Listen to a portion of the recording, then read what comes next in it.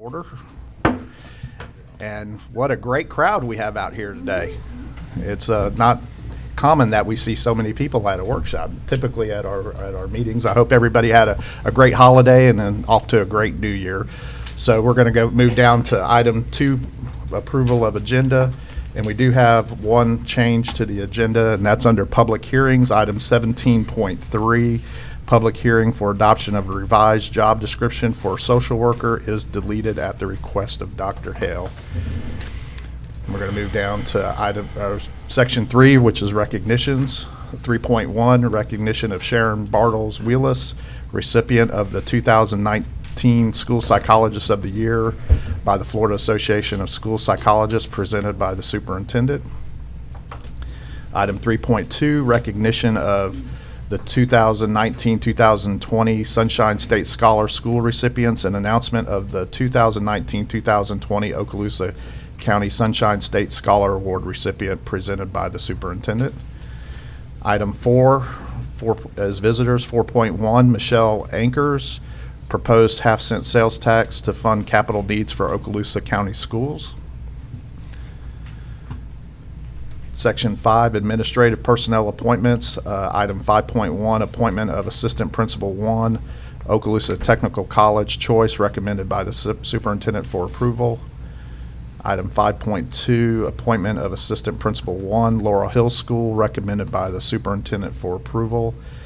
And I am under the understanding that we'll be receiving their bios here if they haven't already been sent out. Okay. All right, and then 6 is public comment, which is the blue card. 6.1, members of the public desiring to address the school board, Form MIS 5241, public input and or discussion of agenda items. And school board members, at this time, I'm going to ask that we go down to superintendent business.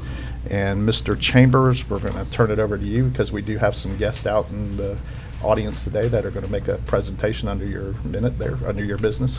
Thank you, sir.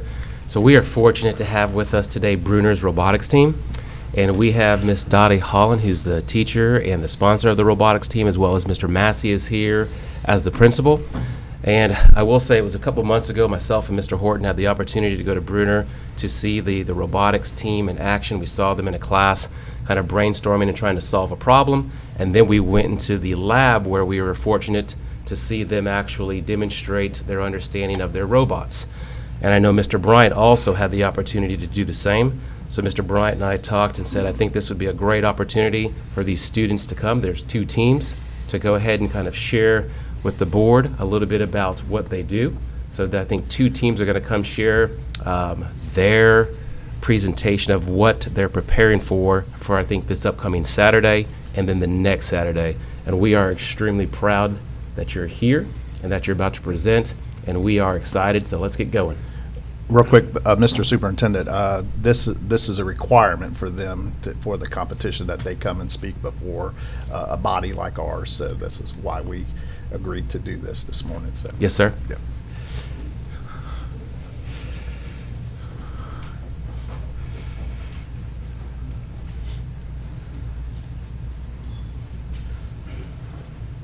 Hello, everybody.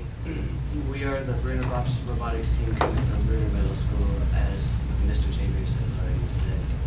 We came here today to present you a presentation that we will show to judges on following up competitions like this Saturday. Guys, I know we're eating lunch. But we really need to talk about the school infrastructure issue. Chris, can you explain to me what I mean by infrastructure? Sure. Infrastructure is the basic structural and organizational units of a building, such as the walls, desks, floors, and roofs, even the technology being used. So why is it such a hot topic anyway? Well, according to Mr. Ryan, he said that's the main topic of discussion between school officials these days. Remember that article posted in January 2017, the Northwest Florida Daily News about the age of Okaloosa County schools?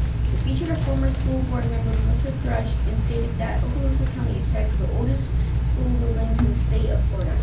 Yes, So get this, we have over 40 schools in our entire district, and of that large percentage, 43, some of them are 43 years old, and 25% of it is 50 years old, and it's starting to show at all these old schools. If it's such a major issue, can somebody please elaborate on why our schools have not been updated yet? Honestly, we just don't have enough money to do so. Yeah, like we just, like the desk and floors and roofs are falling apart. The walls need to be repainted. I can go on all day about how worn out this school is. At Vernon Middle School, the bathrooms are primarily closed due to pipes under the building since it's such an old school. Hey, remember when we talked to Doug Rainer, the public relations manager before one meeting? Yeah, you talked about some issues in the county, but the biggest problem is the infrastructure of our schools and the fact that we didn't have enough money to fix them. In fact, he said we're even ranked bottom of every other state. That's right. Out of all 50 states, we receive the least amount of money per student. Only Washington, D.C. schools get less than us. Right, and Mr. Horton, the assistant superintendent of school infrastructure, said something that we need to look into immediately. Yes, he also said that schools can't pay for infrastructure problems simply because we just don't have enough money. They have to break it down by priority, by like what can get a Band-Aid and what is a must-do. This year, Okaloosa County School District received just under $30 million for infrastructure. At this point, they just have to break it down. As you can see by this chart, most of the money is allocated and the rest of the money goes to contingency, such as natural disaster or criminal activity. So how are we going to fix it? We could convert our buses' engines to electric motor powered by solar panels and charge between bus route times. That's a good idea. I was reading an article the other day and it was talking about how it was important for the environment. So in California, they made it a priority. And we can try to get the money to do it from passing sales tax and donations. Yes, that's true, because I was looking at the prices of some solar panels and did some math, and it cost around $30,000 just to convert one bus. I think that's a solid plan. Even Marcus Chambers said that that was a great solution and they'd be open to fund it if they could find the money. Yeah, according to my research, we'd save up to $500,000 a year from not using diesel. So that's the solution. Yeah, it seems like a reasonable solution and we would be able to go through with it. Now we just need the public behind the house and sales tax. As a county, we could raise $22 million a year. That could go towards improving our schools' infrastructure. Let's do this! You're gonna go back and do that again. All right. Let's do this!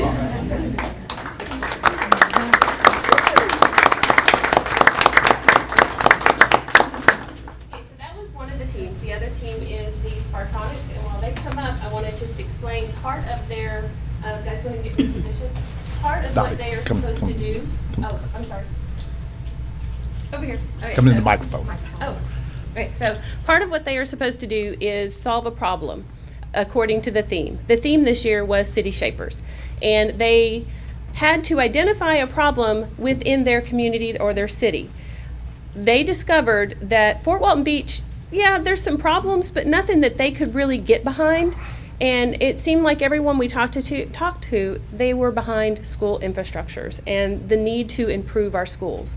So both teams decided to tackle the same problem. And they decided to go in different directions on how they solved that problem. And so this is the Spartonics. Hello, as Ms. Holland said, we are the Spartonics. We are from Brenner Middle School, and we're happy to be invited here. Thanks. We were really excited to be here. Today we're going to show you our skit, which is in the form of a newscast. We hope you enjoy. Hello, and welcome to Spartonics Daily News. I'm Kaylin. And I'm Isabel. Today we are discussing a hot topic, school infrastructure. According to school board member Tim Bryant, this is a huge problem that needs to be urgently addressed. Yes, indeed. This is especially hot for Okaloosa County schools and it's on every politician's agenda. Today we have invited Ellen and Eli, school infrastructure experts, Scarlett and Cece, who are acquisitions, which specialize in sound. So, Elle, what exactly is school infrastructure? School infrastructure is everything around you in the school, like laboratories, classrooms, and homes. The age of these schools can be a major factor in the quality of school infrastructure. Okaloosa County has 55 schools, and all those schools over 72% of schools have infrastructure issues. That explains why school infrastructure is in bad shape, but why can't we fix it? That's a great question. According to Superintendent Steve Horton, schools can't fix basic infrastructure because it simply costs too much money. They have to weigh their options. You can't fix a bathroom if you have to fix a bus. This year, OCSD received just under $30 million for infrastructure. At this point, the money is they break it down by priority. As you can see, the money is allocated and remaining money goes into a contingency fund for emergencies such as damage by natural disaster or criminal activity. So, Scarlett and Cece, I'm aware you have a solution to help fund school infrastructure. Can you please explain that to us? Well, Scarlett and I have developed on an underrated topic that turns sound and vibrations into energy.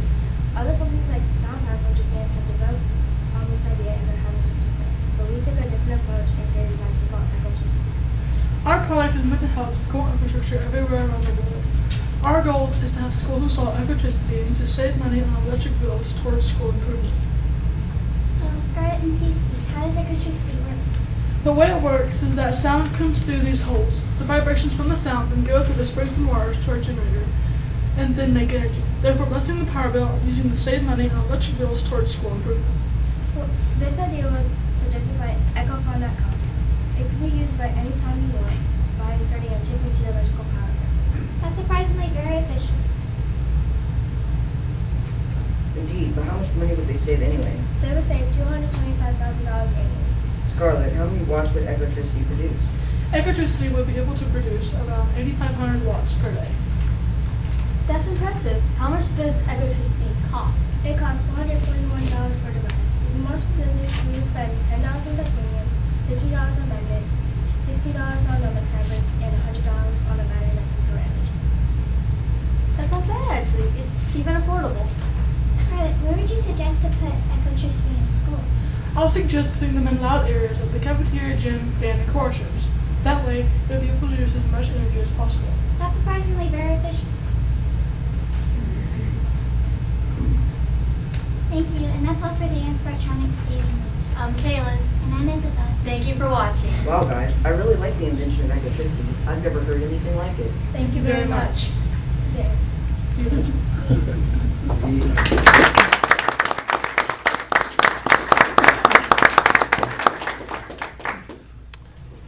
And Mr. Bryant, I just want to say, Ms. Holland, Mr. Massey, very much appreciate your team's coming. And to the students, it's not always easy to get up in front and talk to people, right?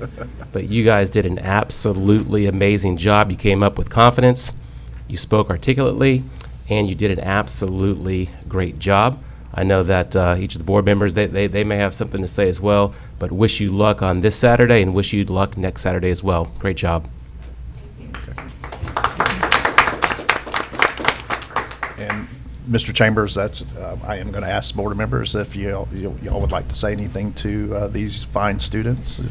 I'll just say, once a Spartan, always a Spartan. I'm so proud of you, Ms. Holland and Mr. Massey, for supporting these students and for having their vision for doing things differently and saving the buildings and recognizing that infrastructure is a top priority and that we may perhaps in the future have to look at things much differently. Thank you for that. Thank you for using your brain power to support our initiatives. And I really like your ideas. I think those are very innovative and great. And where is your competition Saturday? Shoal River. At Shoal River. Okay, so that's great. So it's a county-wide? It's actually a regional wide. Okay. It goes from Tallahassee all the way to Pensacola, and we'll be competing against 19 other teams on Saturday. And then next Saturday, the Spartronics will compete also. And we have quite a few here in Okaloosa County will be there, but also from the surrounding counties as well.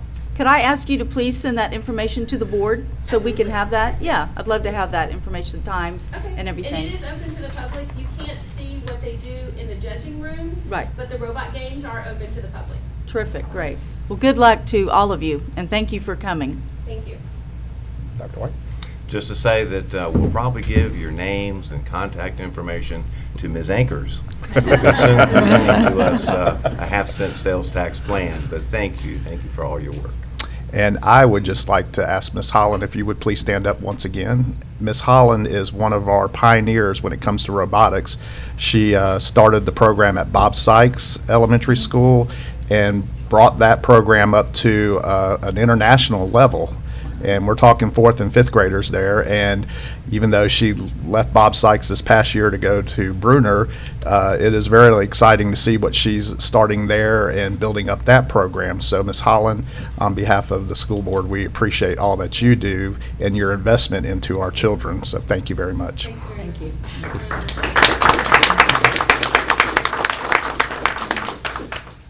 Okay, with that, we're going to recess just for a second, or for about a minute, and we're going to let Bruner leave so they can go back to school unless they want to sit and watch how a workshop goes.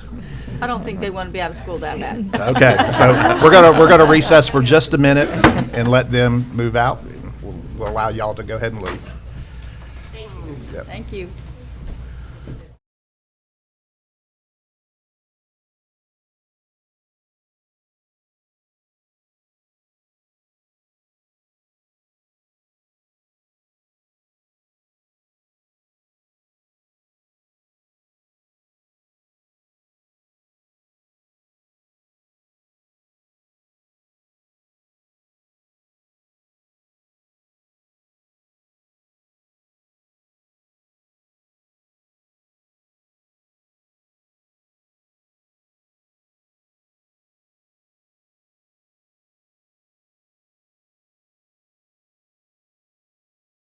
So we are at item 7, committee and staff reports, and this will be for the workshop only. And 7.1 is Okaloosa County District School Board internal funds, financial statement, and supplementary information for fiscal year ended June 30th, 2019, presented by our CFO, Rita Scallon. Ms. Scallon?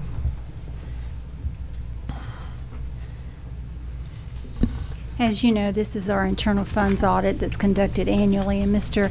Alan Jowers from Carr, Riggs and Ingram, who is our external auditor for this purpose, is here to kind of summarize and brief y'all on the findings and some interesting information about the schools and the internal funds and the volume of money and what they found. And as always, they've been our auditors for several years, and so the good thing about working with this firm is it's not a gotcha. It's a continuous improvement, and they always help us improve and where we need to look at things if we have any weaknesses or things that need to be tweaked. So we appreciate them for that. So with that, I'll let Mr. Jowers come up and talk to y'all. Mr. Jowers, come to the microphone, please. I wish the students were still here. I could tell them how old Bruner is because I went to Bruner. That's how old Bruner is. And Wright Elementary is even older because I went there too. Thank you very much for having me here today. We are going to talk about school internal funds, and I promise I won't take up much of your time. I'm mostly going to work from the little PowerPoint presentation that I think we've printed out for you, so if you want to kind of follow along. And I do want to start out by saying, echoing what Rita mentioned, we have what I think is a very good long-term relationship with the school district. I've been working on this audit for a long time, and I feel like we've built a very good relationship with the district finance staff and with the bookkeepers. And we do approach it from a standpoint of continuous improvement. We have conversations all the time with district staff, and as needed, we hold bookkeeper workshops and that type of stuff so that we're always trying to stay on top of things. And then before I really get into the meat, I also want to say, it's not just a business relationship, it's also a personal relationship. And, all of my children, we were talking before the meeting, all of my children go to Okaloosa schools and have been instrumental in them growing into the people that they are. And I know Mr. Spolsky's here, and I've got a senior at Fort Walton Beach High School who, through nothing I have done, but from what her mother has done and what the school district has done, she's a national merit semifinalist. So crazy stuff, but that's the relationship that Carr, Riggs and Ingram has with the school district, and it's the personal relationship that my family has with the school district. So I wanted to say that before getting into all the business stuff. And Rita mentioned, interesting information. I don't know that there's any interesting information in here, but we'll go through it. There's, for the new members on the board, or as a refresher, just kind of going at the second page, what we do is we look at these school internal funds. So your athletics funds, your music funds, field trips, those types of monies. And the state establishes some procedures that have to be followed, and then the county district itself, through your internal accounting manual that's proposed by the board, those set the standards and the rules that we follow. So we look at the receipts and the disbursements of this money with respect to those rules. And what we do, and this is on the next page, on page 3, we visit every school during the summer. We interview principals and bookkeepers. We agree to supporting documentation. We test receipts and disbursements at every location. We do a lot of stuff while we're there, and we try and do it as quickly as we can to minimize interruptions from what your staff is doing on a daily basis. This year, one thing we did that was a little different than what we've done in the past, we added one step. It's down at the bottom. You have some schools that have a petty cash amount. They call them the impressed funds, $200 or $300 or something like that to utilize. This year, after talking with Rita, we added that procedure just to make sure that if the box says it has $200 in it, then between the money that's in there or the receipts that need to be reimbursed, that it had $200 in there. And actually, we didn't find we had no issues with any of that at any of the schools. And not all of the schools have that, but the ones that do, they had no issues. Page 4, just to kind of give you an overall standpoint of what we're talking about. At year end, June 30th, 2019, there was $4.8 million at all of the various schools added together in these sorts of funds. Obviously, the high schools have the most because they're the ones that have the bigger athletic budgets. But there are balances at every school, and they add up to just short of $5 million. And during the year, you had over $13 million running in and out of these schools. So it's a big dollar amount.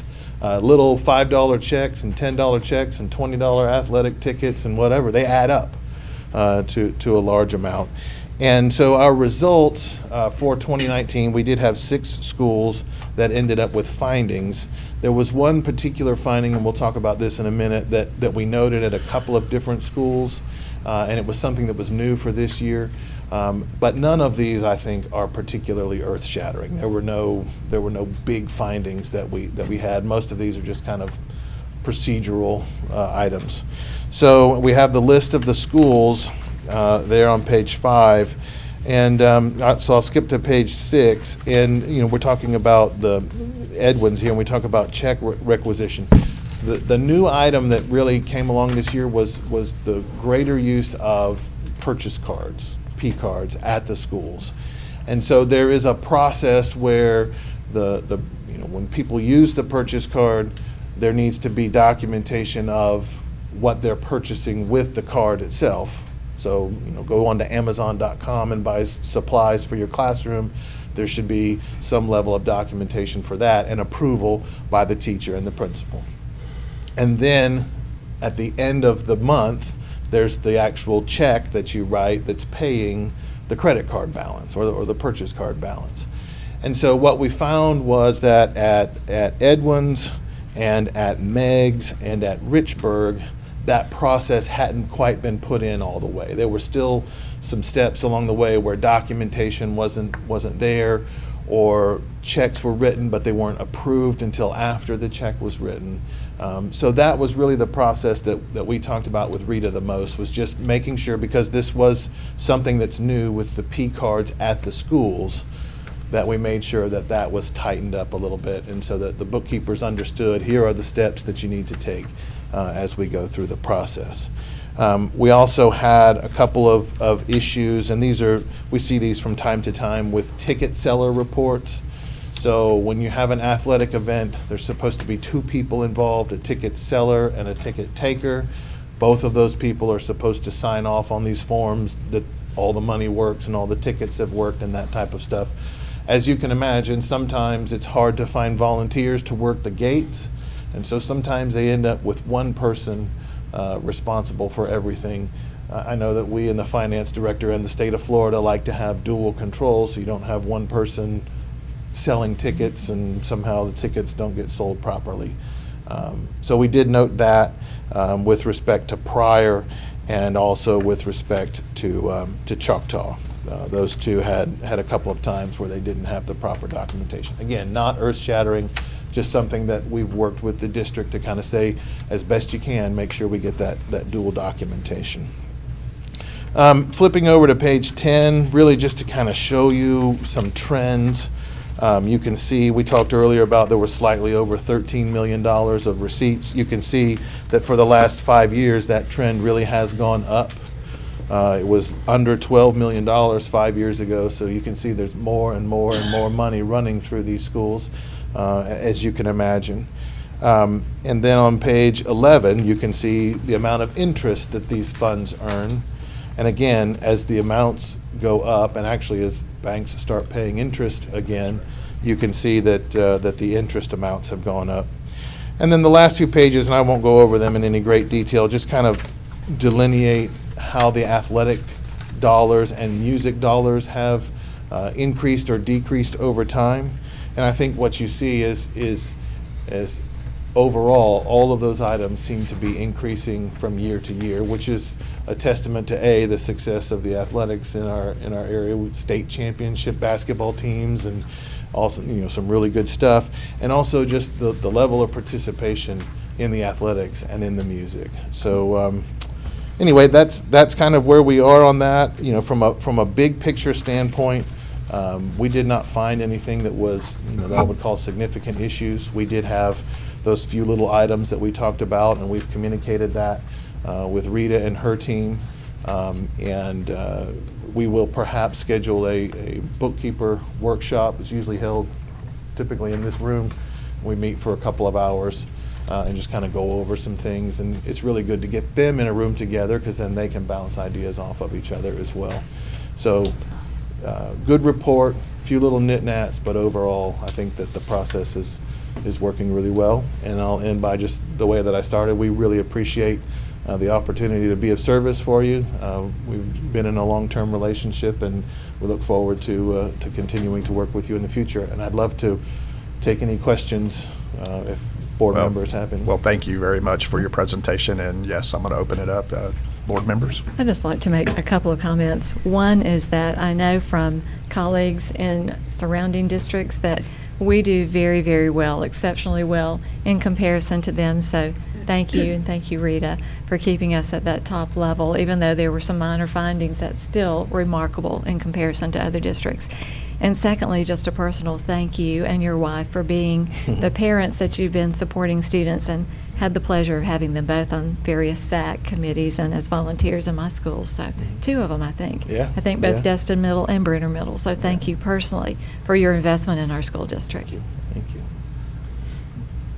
Well, just quickly to add that, frankly, I think it's a very, very good audit. And primarily because of, and I want to ask you to say how many, but primarily because of the number of transactions, literally the numbers of pieces of paper associated with each check, with each receipt, totals in the multitude of thousands at a single school. And you looked at all the schools. So with all that, I think it's a great report. Thank you, Mr. Jowers. Thank you. And I'd also like to thank our schools, and Dr. Kelly, Dr. White. You can remember being at schools when these audits would take place, and you'd see all these notebooks that would come out on the table. And it's just remarkable with all the transactions, as Dr. White was talking about, but all the notebooks and the work that those bookkeepers do each and every day in conjunction with all the employees and staff. When you look at, I think, your words of a few minor findings, it's remarkable the work that they do. And I know Rita and her staff, they do a great job of communicating with the bookkeepers. But bookkeepers and our principals, in terms of what they do, it's amazing. Absolutely.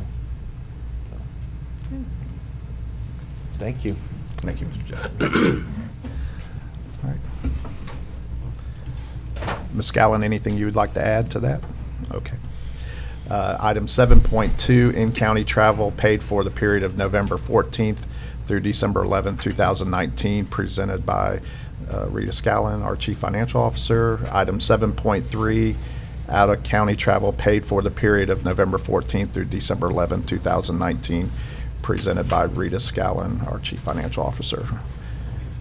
Okay, so we're going to move down to 8, consent agenda. 8.1 will be the approval of the consent agenda.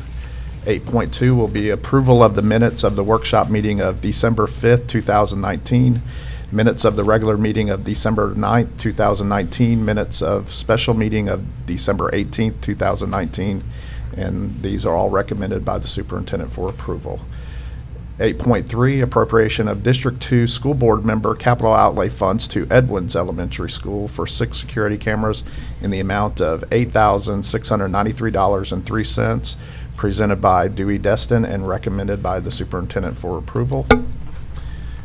Item 8.4, request to advertise a public hearing for adoption of revised School Board Policy 04-33, violent crimes, possession of use of tobacco products, alcoholic beverages, drugs, weapons, or firearms, presented by Brian Humphrey, Specialist Discipline and Athletics, and recommended by the superintendent for approval. And I thought I saw Brian in here. Okay, so, all right. 8.5, the request to advertise a public hearing for revised job description for athletic director, presented by Dr. Leigh Hale, Assistant Superintendent, Human Resources, and recommended by the superintendent for approval.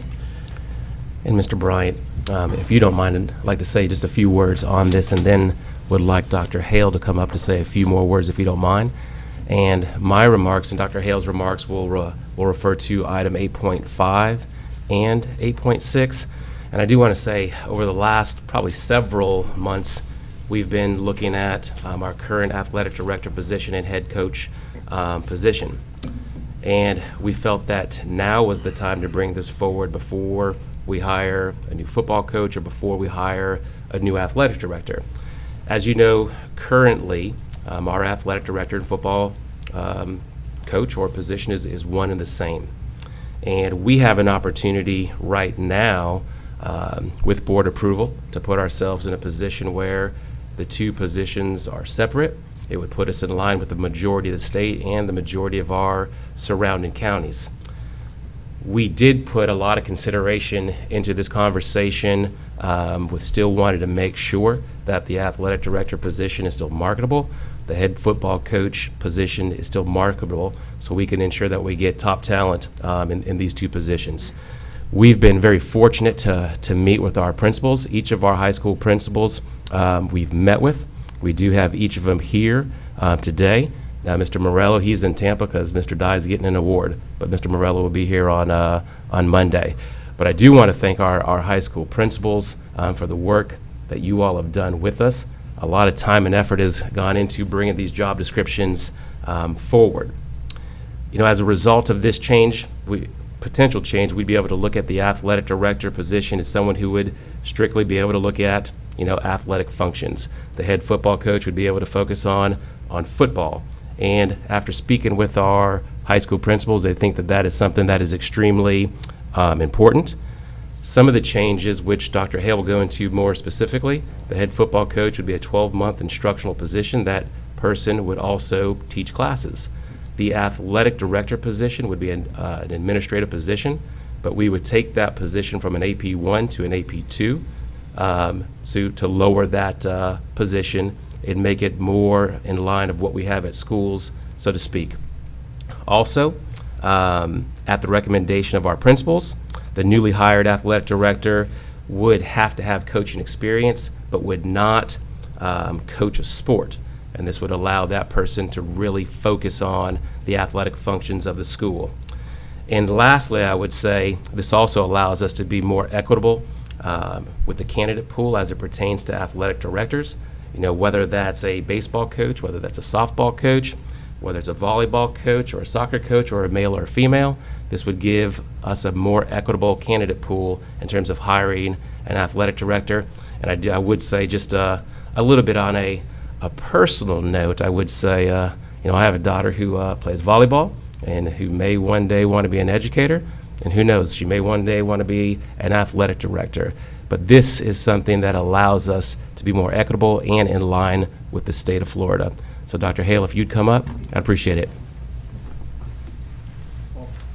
Thank you, Mr. Chambers, for not only inviting me here today, but giving my entire presentation. But that's, Thank you. That's fine. And good morning, board. Thank you for always listening to us as we seek to continue to improve our district in every way we can. And I would just like to say, before I even get started, it's a privilege to work for a superintendent and a board that is forward-thinking and is not only appreciative of innovation and change, but getting things exactly the way that they're supposed to be.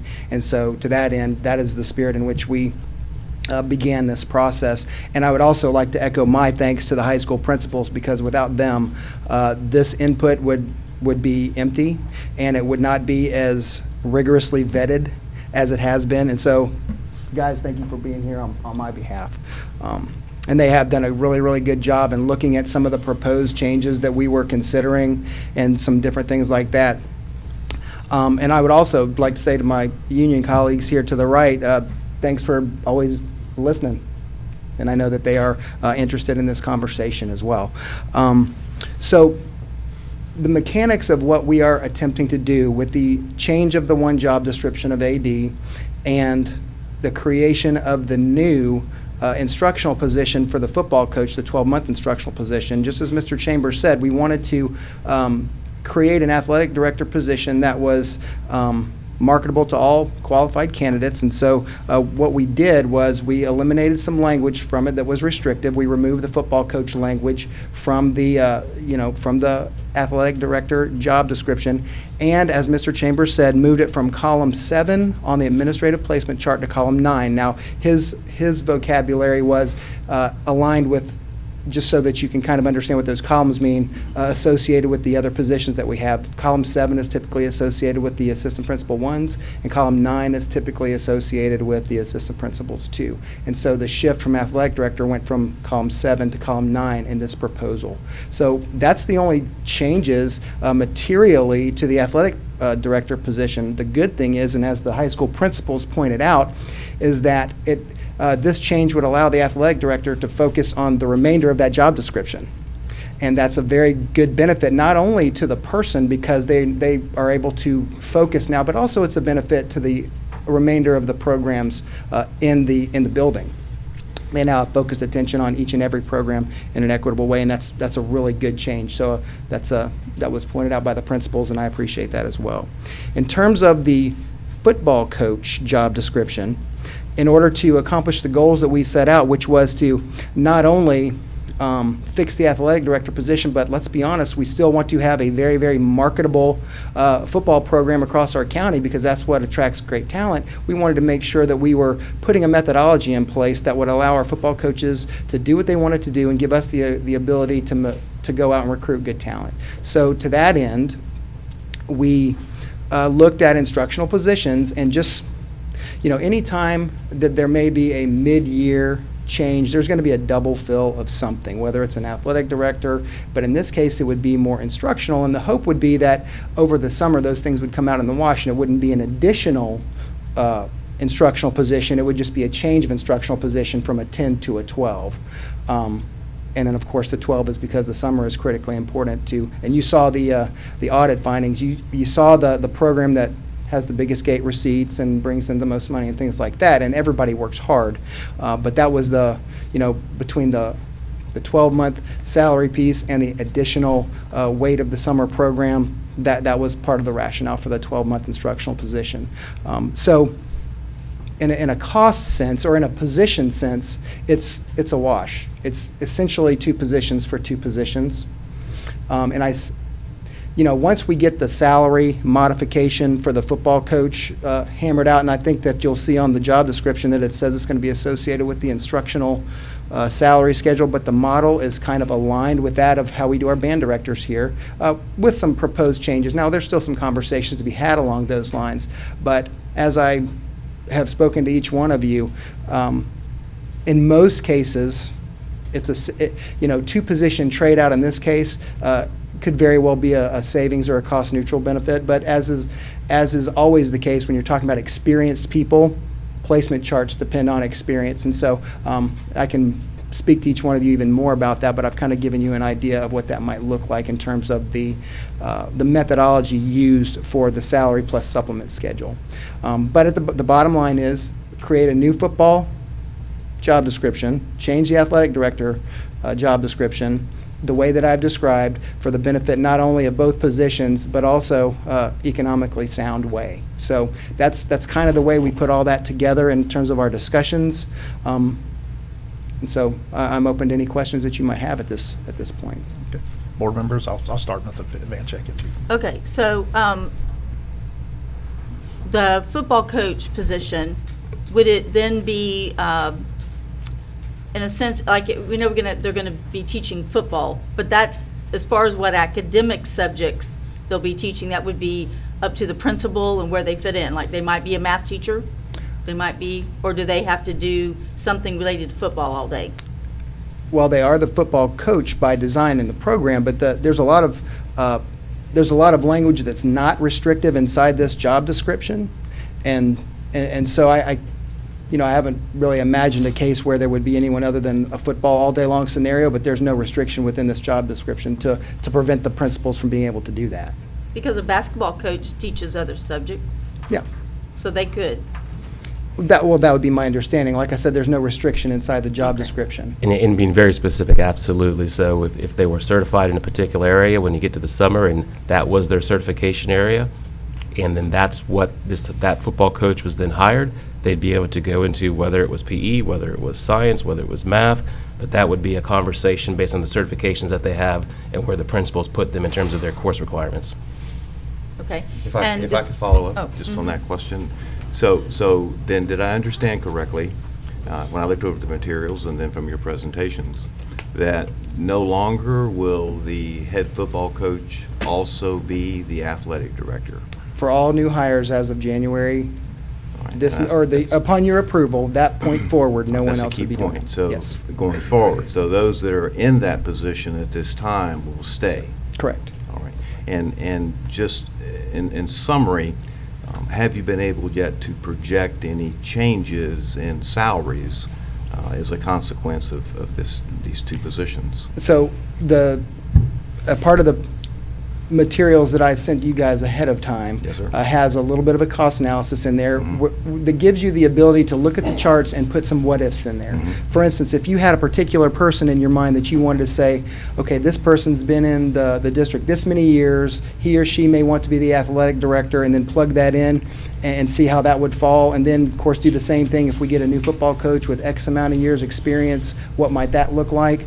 I mean, as I was saying, it's going to be dependent upon each particular person, but in most scenarios, in fact, based on the numbers that I have in my head with regard to where I hope we can end up with the salary plus supplement position with the football, it would take a coach with 25 years or more experience to come in to be above the minimum on that chart that I provided with you guys. So my initial cost analysis is that depending on the people, could it be potentially more than what's projected? Yes. In most cases, it would be less. I see. Currently, our current situation with regard to our athletic director plus any given instructional position that's out there added together varies greatly between schools based on the experience of the athletic directors. We have some making much more than others based on their experience. But that's true across the board and in Correct. all positions. Correct. And like I said, in most scenarios, and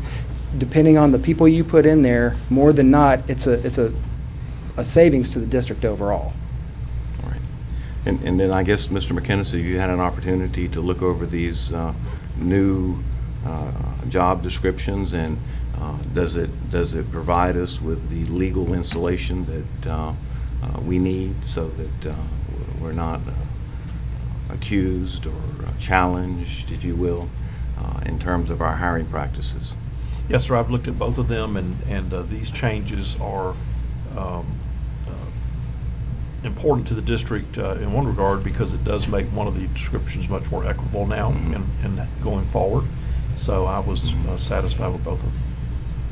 All right. And I would just like to say that, if I'm not mistaken, that this was something that we have been pressed by the state to look at anyway, correct? As far as our athletic director and that position, having a football and athletic director for the equitable Yes, sir. reason. That was a question that had been raised a year or so ago, and so this is a good topic to be looked at and to resolve.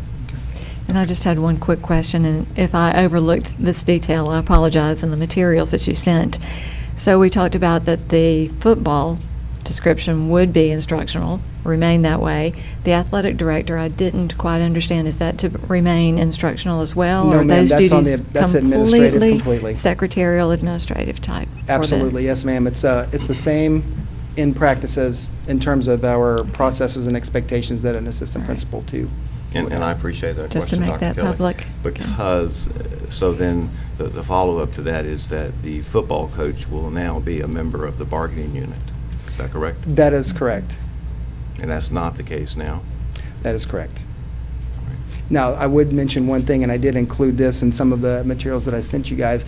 Statutorily, any instructional employee, any new hire is subject to annual contract and pay for performance.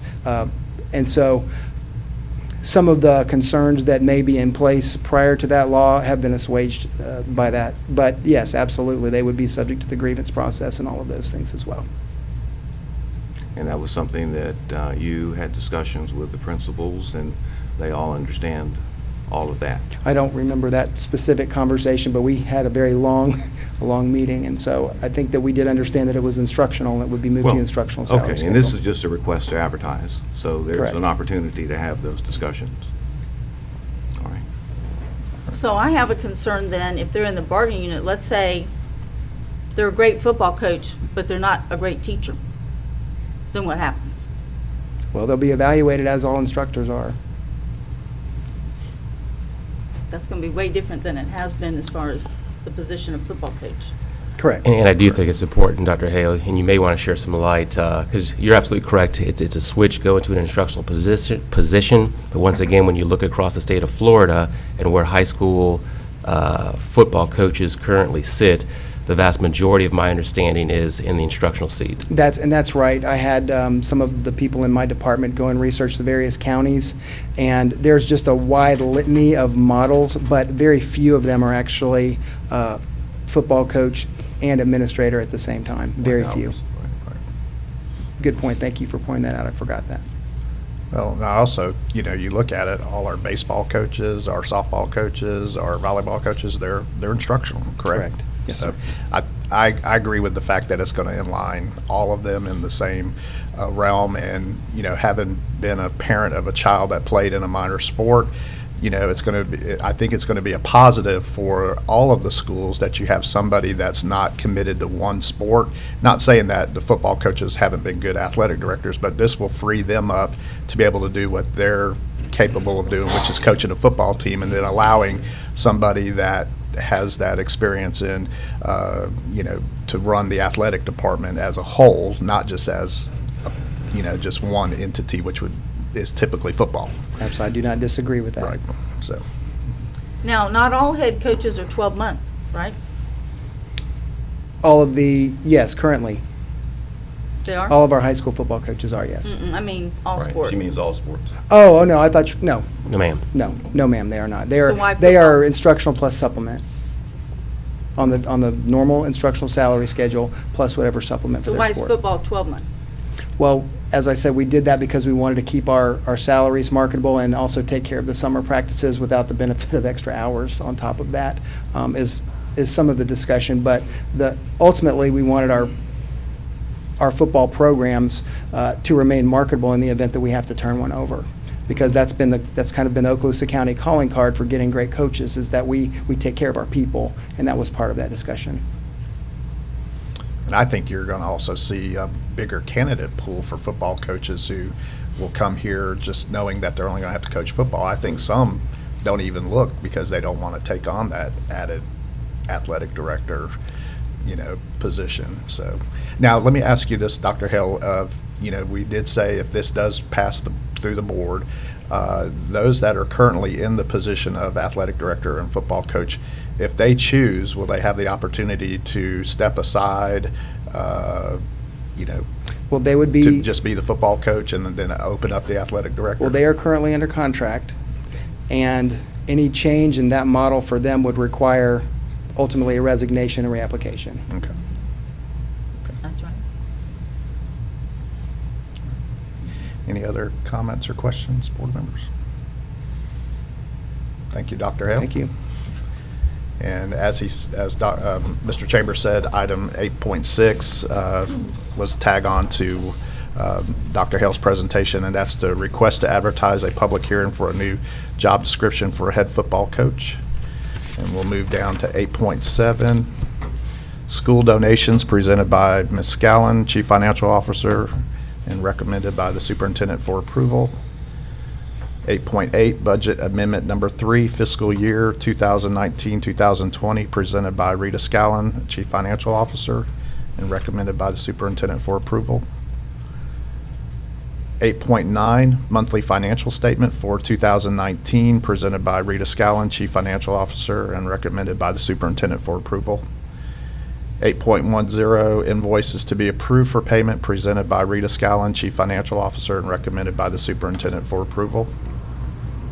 8.11, payroll warrant register and accounts payable warrant register for November 2019 totaling $27,063,709.54, and bank transfers for November 2019 totaling $10,445,000, presented by Rita Scallon, Chief Financial Officer, and recommended by the Superintendent for approval.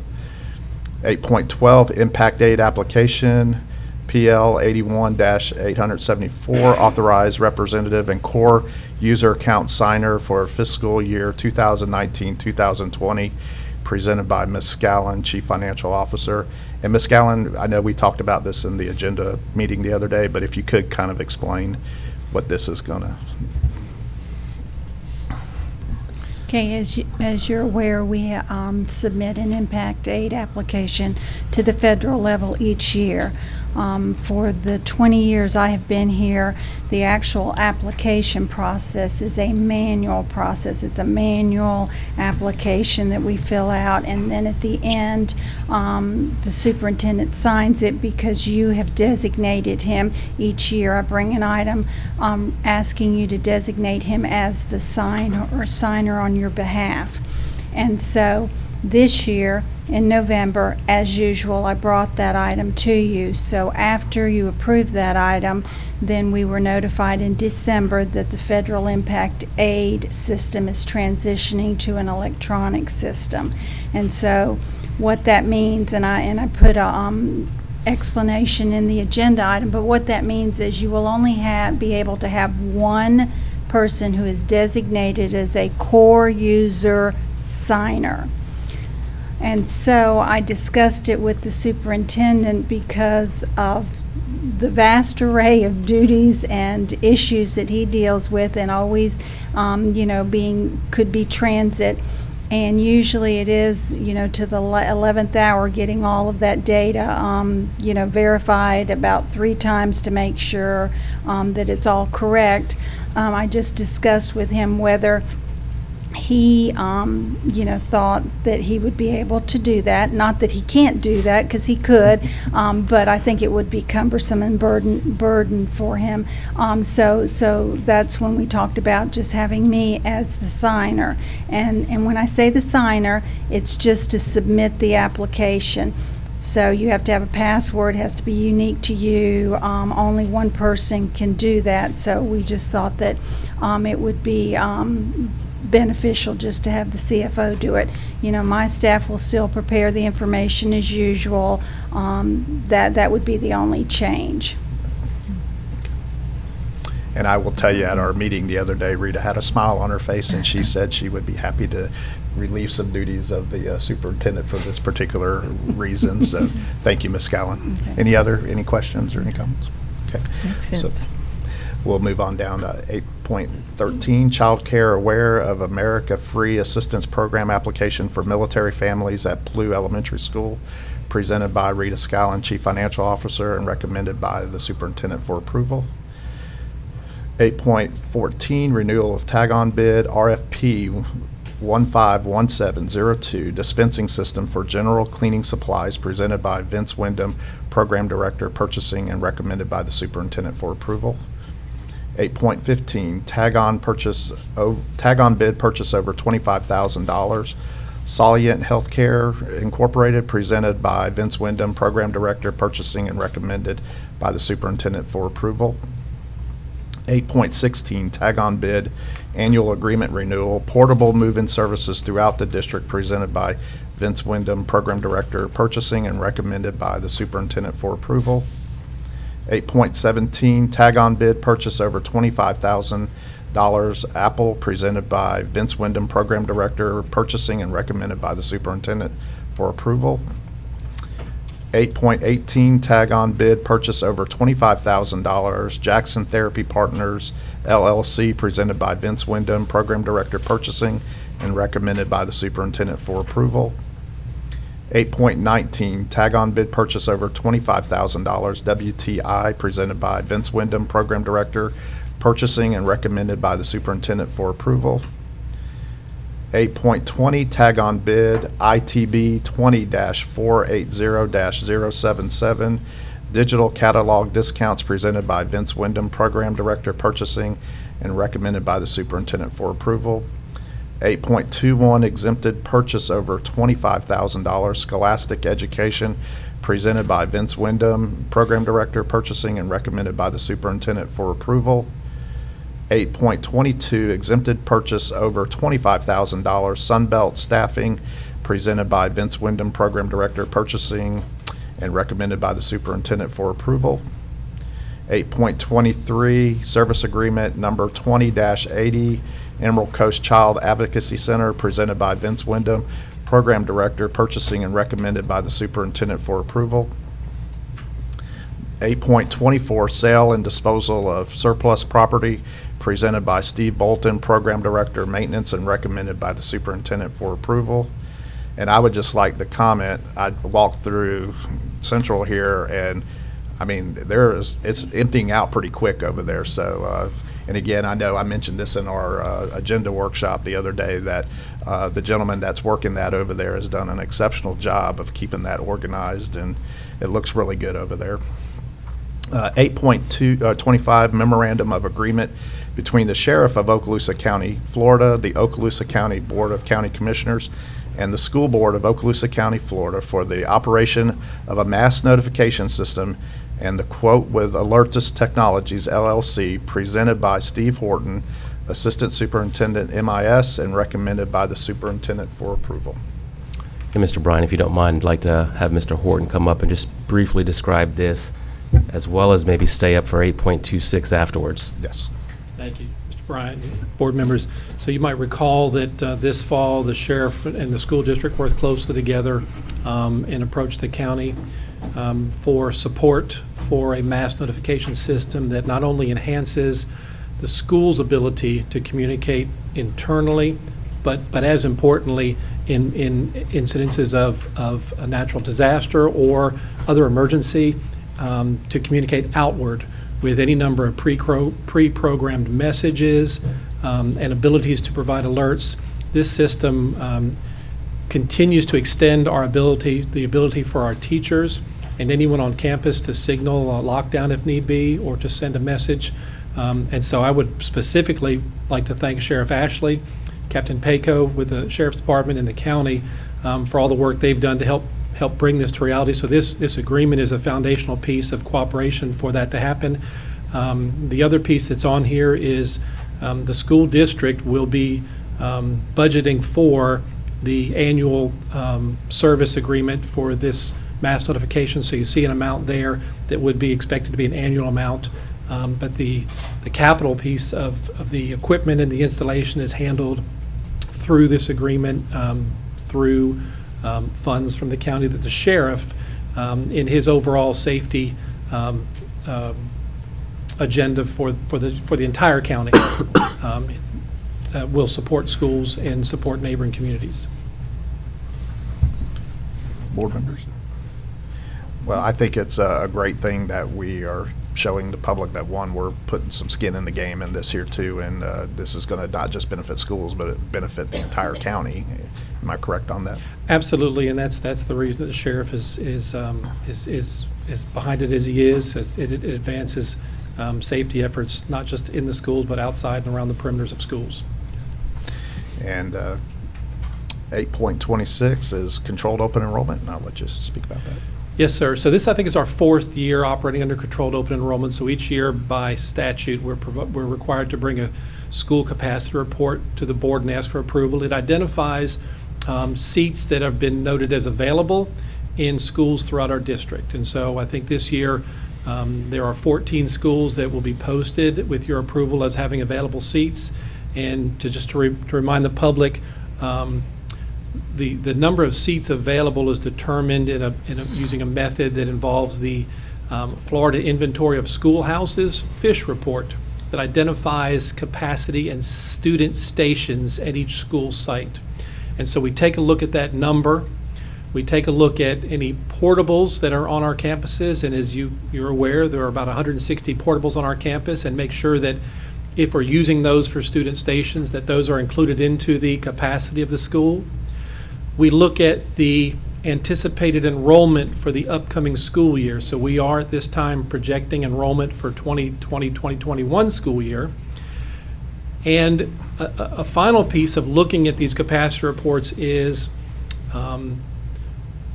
making sure that we retain where we can some seats for in-zone students and families.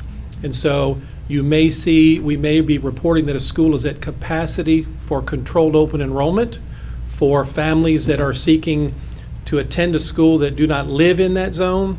And that's because, in essence, we're required by law to provide seats for students who do live in a school zone.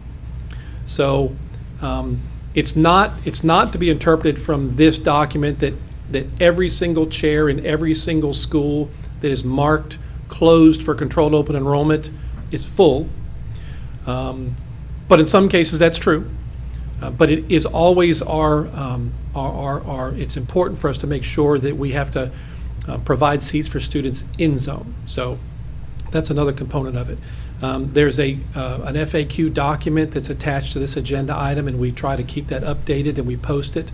And so parents who live in the area and have lived in the area kind of understand the process, but we do on our website provide information in terms of our policy, the statute behind controlled open enrollment.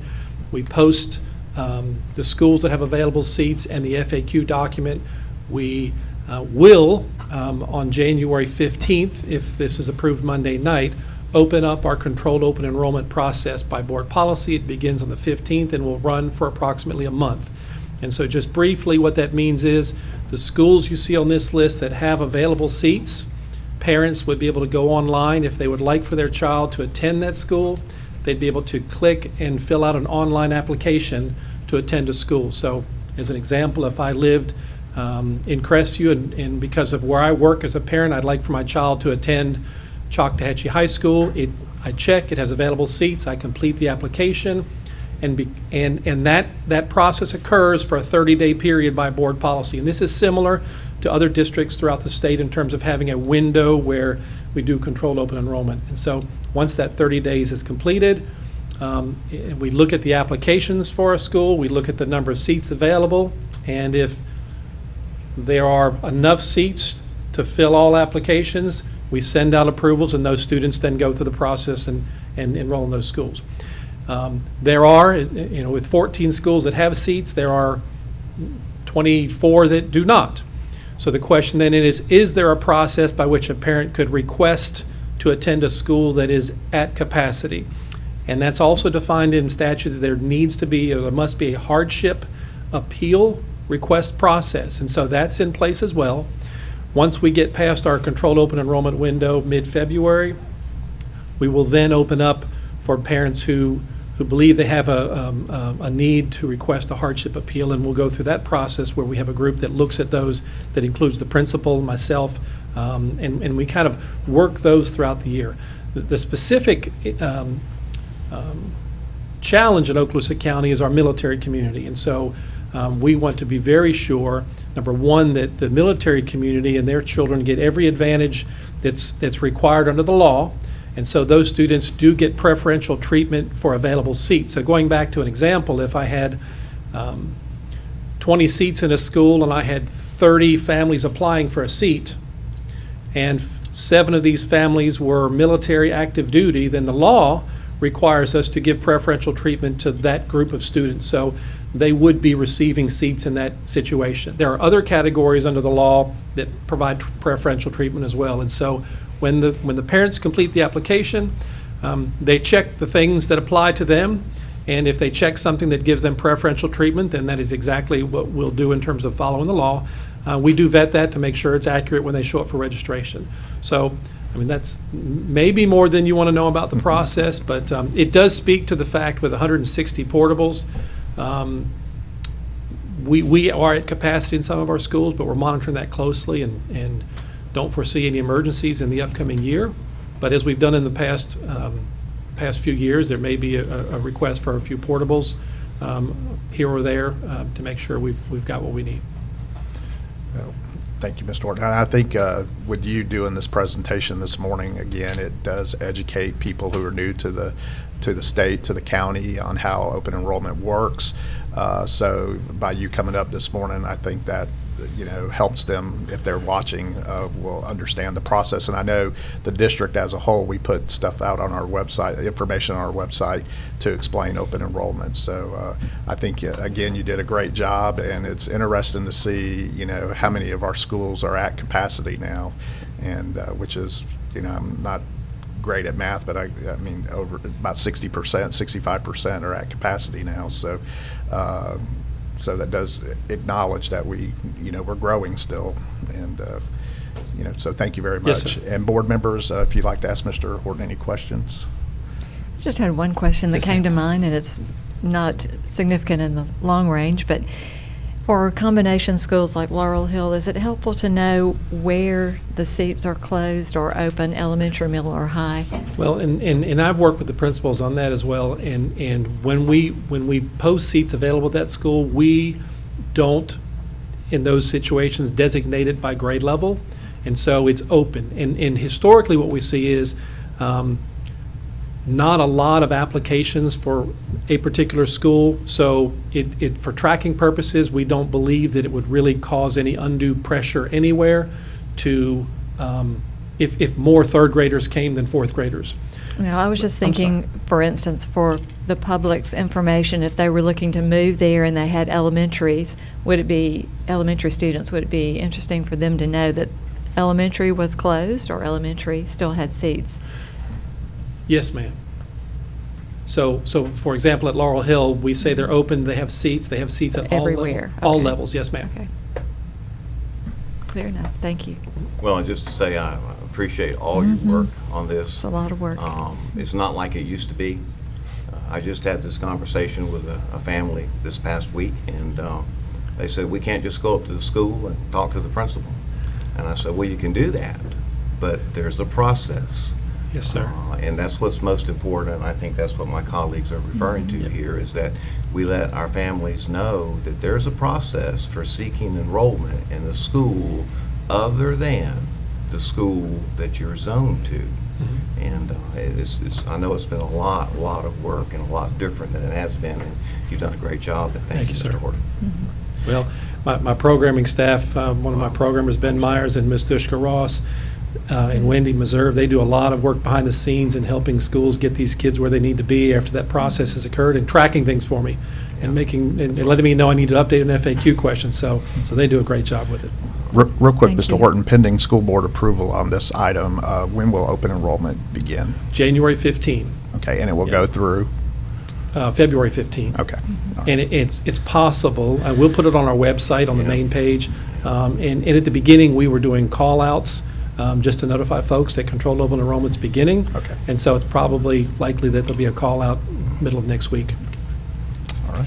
Thank you, Mr. Horton. Yes, sir. Okay, so item 8.27 Okaloosa Technical College course adoptions for 2019-2020 school year, presented by Denise Berry, Specialist Curriculum and Instruction, and recommended by the Superintendent for approval. And I would just like to comment on this particular item. It's exciting to see our CTE programs expanding, and Ms. Berry, thank you very much for your hard work. And Okaloosa Technical, I don't see Kelly out here today, but I know they're really doing a lot of great things at the technical school, so this is just going to be another added plus for what I refer to as a hidden gem in our school district. So, 8.28 charter school program grant Destin, or CPS grant Destin High School Phase 2 grant application, presented by Ann Flanagan, reading specialist, and recommended by the superintendent for approval. And I see Ann is in here, so Ann, if you would mind coming up and just explaining that. I know Destin High School is making the news and everything, and I know they're well on their way to try to get started in August. So. Right. Well, they reached phase 2 of the grant process. This grant provides for startup funds for new charter schools, and it's in the amount of $744,000, I think it is, something like that, to provide different equipment, startup equipment, basically. And we're hoping that it goes through. Right. And I appreciate you coming up and speaking on that particular item. I think it's important that the public understands, you know, how the funding and these grants are going to charter schools versus traditional public schools. So thank you very much. And this is specifically for charter schools. Exactly. Right. So, thank you. And I'm going to open it up to colleagues. Yes, sir. I have just a couple of questions, and Ms. Flanagan, they're not necessarily for you. It might be for the attorney or for the superintendent and the finance officer. So this is a federal grant that's for a charter school. That while we maintain some responsibility, we technically don't really have any oversight or any control, if you will, on how these funds are spent. That's my understanding. And so my question is do we have any responsibility for this grant other than just signing it, passing it through?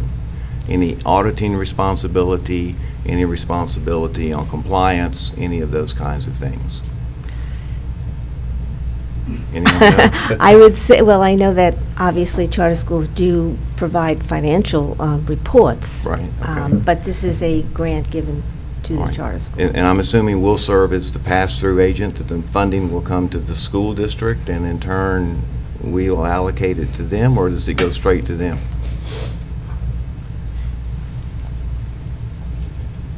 Typically, the grants, if they're federal grants, directly to the charter school, it will go to the charter Very school. good. Now, the district is a sponsor. We receive their financial statements, which is summary in nature to look at and to make sure that they're financially sound. Now, when we get those financials, I mean, we will look at those federal expenditures, but to my knowledge, we're not responsible to ensure that that money is spent, you know, exactly. Right. Yeah. Understand. And of course, they will have to have an audit, and so. Well, and you gave me the word that I was looking for, and that's sponsor. Okay. And so I understand that, and but I would like to know when you can, how those dollars will be awarded, if they will in fact go straight to the charter school, or if they will in fact instead come to your office, because that ultimately might become very important. Okay. All right, we'll get you that information. Thank you. Colleagues, any other questions or comments? Thank you, Dr. White. Okay. And thank you, Ms. Flanagan, for coming up on. Okay, so we'll move down to 8.29, Educational Partnership Agreement between the Department of the Air Force, represented by the 96th Test Wing, Eglin Air Force Base, and the School Board of Okaloosa County to promote STEM education, presented by Cindy Gates, Director of Community Affairs and Principal of Evaluation, and recommended by the Superintendent for approval. Okay, and 8.30, Extension of Memorandum of Understanding between the School Board of Okaloosa County and Magellan Healthcare Incorporated, formerly known as Magellan Behavioral Health Incorporated, presented by Cindy Gates, Director of Community Affairs and Principal Evaluation, and recommended by the Superintendent for approval. Okay, so let's move down to Section 9, Superintendent's Human Resource Recommendations. 9.1 would be Employees on Administrative Leave, presented by Dr. Leigh Hale, Assistant Superintendent, Human Resources. And item 9.2, Deferred Retirement Option Program Drop, presented by Dr. Leigh Hale, Assistant Superintendent, Human Resources. And both of those items are just for information. 9.3, out of field for the 2019-2020 school year, presented by Karen Peak, Program Director, Professional Services, and recommended by the Superintendent for approval. Item 9.4, personnel recommendations, presented by Dr. Leigh Hale, Assistant Superintendent, Human Resources, and recommended by the Superintendent for approval. Item 9.5, employment separations, presented by Dr. Leigh Hale, Assistant Superintendent, Human Resources, and recommended by the Superintendent for approval. Item 9.6, employee transfers, presented by Dr. Leigh Hale, Assistant Superintendent, Human Resources, and recommended by the Superintendent for approval. Item 9.7, employee suspension, presented by Dr. Leigh Hale, Assistant Superintendent, Human Resources, and recommended by the Superintendent for approval. Item 9.8, employee suspension, presented by Dr. Leigh Hale, Assistant Superintendent, Human Resources, and recommended by the Superintendent for approval.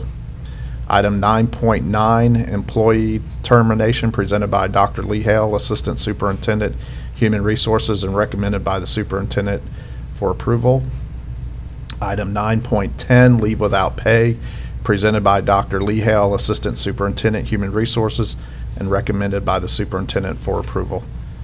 And then finally, 9.11, reinstatement reimbursement of sick leave due to line of duty illness, injury, medical examination, presented by Dr. Leigh Hale, Assistant Superintendent, Human Resources, and recommended by the Superintendent for approval. And item 10 will be discussion agenda. 10.1, any items that might be moved from the consent agenda. Section 11, construction program owners representative and representatives business. 11.1, program status report by the board's representative to the construction program. And Mr. Destin is not here today.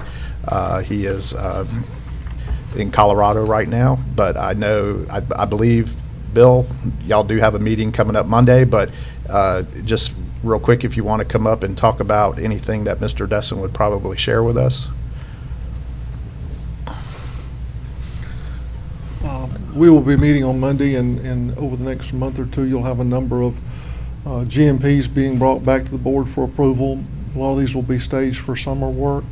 The one that's on the agenda today is a scope change. It was approved months and months ago on roofing.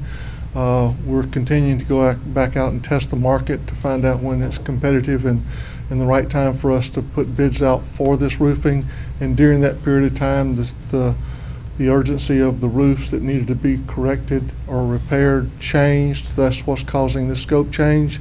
And I kind of expect, or hope to expect, this GMP in the next probably 60 days. Okay. Thank you, Dr. Smith. Thank you.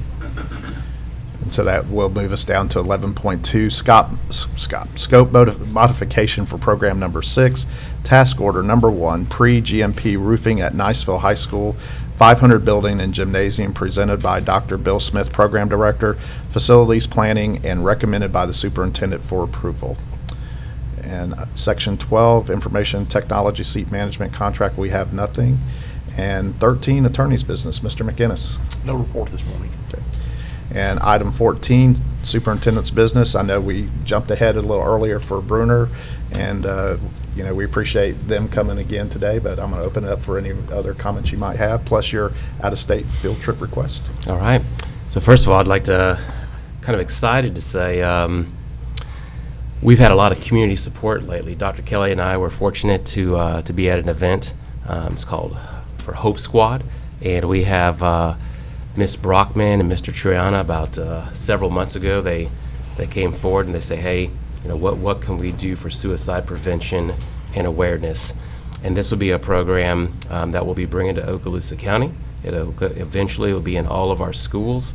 And the neat thing about this, what this program has that many others do not have, is there's a peer-to-peer component. And so you have hope squads at schools comprised of students, with student sponsors being the educators at the school. And in areas where this has been implemented, data shows that suicide numbers have gone down. It was interesting to see some of the numbers that were presented in terms of suicides in our county, from the ages, I think it was 12 to 24. And that's, it's always scary. It's a scary topic, and like we talked about, one suicide is one suicide too many. And if we can really have a strong program to help this is something that would be extremely beneficial to our county. Eglin Federal Credit Union donated $50,000. Cox Cable donated $5,000. And I won't say, but there's another organization that's going to donate another $10,000 plus. So the community is really galvanizing around this. I know, and Dr. Kelly will probably give a few comments on this as well. She's done some research into this, so I appreciate her support and her being there the other day. And before I go on to the next topic, Dr. Kelly, you may want to add something to this, because you've done a great job with this as well. Well, I'll just say that it's a topic that, while sad, is a very real topic, and it has impacted almost every community in not only our district and the state of Florida, but really in the world. So for us to have something local that can address this kind of need immediately and train students in the proper way to respond, because we know the research says that students tell other students normally before they act out, whether it's actual suicide or other self-harm. They do tell and they talk about it, but the students they tell it to don't know how to react. And so the crux of this program is the QPR, which is the gold standard for mental health and psychiatry services, which stands for question, persuade, and report. And so students feel then armed with how to respond appropriately to their peers who are in trouble. And so to me, that is really heart-rending and enlightening at the same time, that our students are equipped with the appropriate way to respond when one of their peers is in trouble. So I think that's a very wonderful thing. And the fact that this organization, United for a Good Cause, is not coming to us asking us to outright purchase a program, which we've looked at many of those in the past, but they are raising funding for it so that it's no burden on our schools or our school district. So I think all of those things just make it remarkable and really a one-of-a-kind program. Thank you, Dr. Kelly. And this shows what this community in Okaloosa County will do for our school district, so it's appreciated. And I also want to thank Ms. Schroeder, who's really working with Ms. Brockman, with Mr. Triana, so she's doing an absolutely fantastic job. So I appreciate that, Ms. Schroeder. This weekend, the MLK poster and oratorical contest, so that'll be taking place at Northwest Florida State College. So put that on your calendar. That's at 10 o'clock. So that's always an exciting event. And then, as we know, on the 23rd, a very exciting day for our county, our Teacher of the Year banquet, which is always fun and exciting, and a time to recognize our teachers, not only the teachers who are the Teachers of the Year, which of course that's the focus, but just teachers in general. So the 23rd, that's an exciting day as well. So thank you.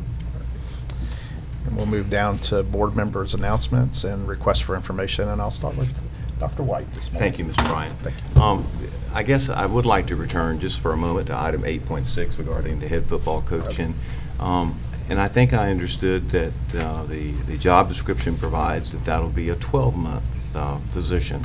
And then, of course, that affects salary and so forth. But your point, Mr. Bryant, about that we have other sports that are coached by teachers too, and of course that's accurate, and coached by non-teachers as well. But it did give me pause to think, and just to suggest something you might wish to look at. There is a difference, and that would be that those other sports receive a supplement, and I don't know if this particular job description provides for a supplement, but that might be very, very key in terms of addressing some of the issues associated with a bargaining unit position. So as I iterated earlier, and I didn't provide this to you today, but what we hope to do is model this position very closely after the band director's methodology, and that includes a salary. It's a methodology for a salary plus supplement. Very good. And so that's the intent. And I can go over that with you individually if you'd like for me to, but if you're familiar with how the band directors are paid with their salary plus supplement, then it's along those same lines. Right, very good. Is the plan. And so then that does make it alike if we provide a supplement for the new position. And that might ameliorate some of the other concerns of an instructional position. I understand that's your also point. Yes, coaching. sir. So the inclusion of a supplement, in my opinion, and would need the attorney's guidance on this, would be very, very important for that particular position. I understand. Yes, sir. Okay. Thank you. I have a question on that while we're on that topic, if I can jump ahead Go just ahead. because we're on Go that ahead. topic. You brought up a point about we have some coaches who are actually not employees of the district. That's right. Would we ever consider a non-employee just doing football coach? Well, I don't No, think that's ma'am. a part of the plan. I mean, other coaches, Yeah, oh, no, I I'm get just it. asking. No, I get it, yeah. So always the football coach would be an active employee? Yes, ma'am. Okay, great. Okay. Did you have any? Okay. Dr. White? I'm done, thank you. Okay. Dr. Kelly? Well, I would just like to say that I attended Plough Elementary's play, Florida Treasures, brought to them by the Maddie Kelly Arts Association, and it was just phenomenal. I think it has previously been in some of our other schools, and I think they might have one more school to visit, but if you get a chance to see it, it was so intriguing because the troupe of actors gave out false information for Florida history so that the students were involved and intrigued, and they were going, no, that's not when it happened. But it was very intriguing and very engaging to the students. And just because I've started the habit of this, for parents and instructors and instructional leaders, we are now about 40 days away from spring break. So we need to make absolute certain that we give $1 a day or instructional time for the seat time, as we used to say. So 40 days, make it happen, make it count. That's How it. about for summer break? I mean, Oh, 89, since you asked. 89 days away. Since you asked, I just happened to know that too. Yeah, that's the way it Knew she works. had it. We had that schedule in our heads. thank you, Dr. Yeah. Kelly. Ms. Vancheck? Yeah, well, I just want to wish everybody a happy 2020, and seems like all the schools got off to a great start coming back in this week, and I know the teachers really appreciated that day to kind of transition. I remember as a teacher, that was always tough when you had to face those students there right away. But I want to speak about the Public Schools Foundation because we are having an increase of number of students. We have a lot of new scholarships, which allows us to have more students in that Take Stock in Children program, which is so exciting. But because of that, we actually need more mentors, not only for this semester, but if anyone in the public is interested in mentoring a student, it's very minimal time for what you get out of it. It's about an hour a week, but the benefits for the student, and as a person, I'm actually a mentor, it's very rewarding. So if you could contact the community services, right, Cindy? That's the, yeah, community education. It's on our website, the school web, and contact them and get more specific information. We'd love to have some mentors, and throughout the district, whether you're in the north end, central, south, wherever, we need them all over because this program is building again, which is exciting. So if you'd like to be a mentor, let us know. Thank you.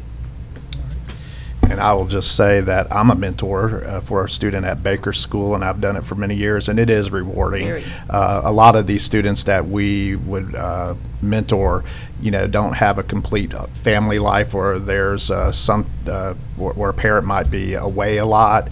So this gives us an opportunity to be a positive influence in that child's life. And I can tell you, the child that I have this year, it was the first, because usually you kind of have to coach them along, get them to talk, get them to know. My student was just on it this year. I mean, he keeps me busy. So it is a rewarding program, and Ms. Gates and everybody at the foundation, Nicole Snyder, everybody's doing a great job of promoting that particular program that we have. So we'll move down to public comment.